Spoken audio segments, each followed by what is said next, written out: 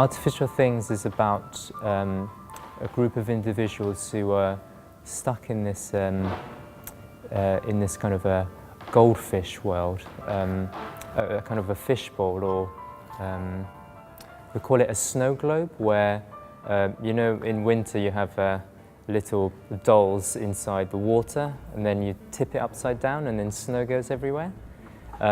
We wanted to create a world like that, where individuals are stuck in this world and they can't get out. But one of the ways that they tried to get out is by throwing a big rock and roll party to try and smash everything open. But so tracking is very different. It's for families, and it's an outdoor dance show, and it's very fun and lively, and it's got some great music by our composer Jim Pinchin. And it was commissioned to celebrate the coming of London 2012. So we wanted to make quite iconic British motifs, and you know, things like. But essentially, it's a vibrant and joyful dance to kind of try and make audience feel quite happy and lively, and also sort of you know, kind of get a little bit of an insight into what Britishness means.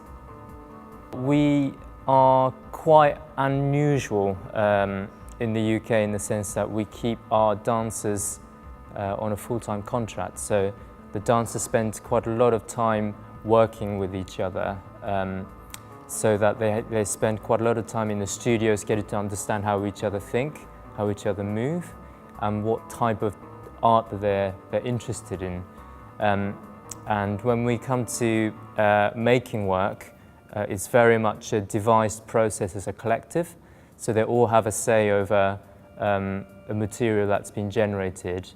I think it's great that there are opportunities like this for artists who are interested in working with in inclusive or disability arts context.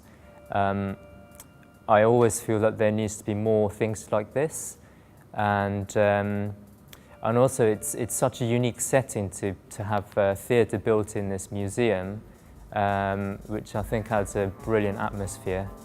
And I hope that it continues to draw in lots of audiences, and then getting more disabled artists work out there. I think it's really important for art to challenge and provoke thoughts in people, and having a festival like this to give your audiences an opportunity to do that is great. And I think in terms of Stopgap Dance Company, we always make works that are quite human and story-based or character-based. So I think there are quite a lot of moments where people have a connection or an understanding which they can relate to their own lives. So I think in those moments, I think it's important for people to reflect on certain experiences that they've had.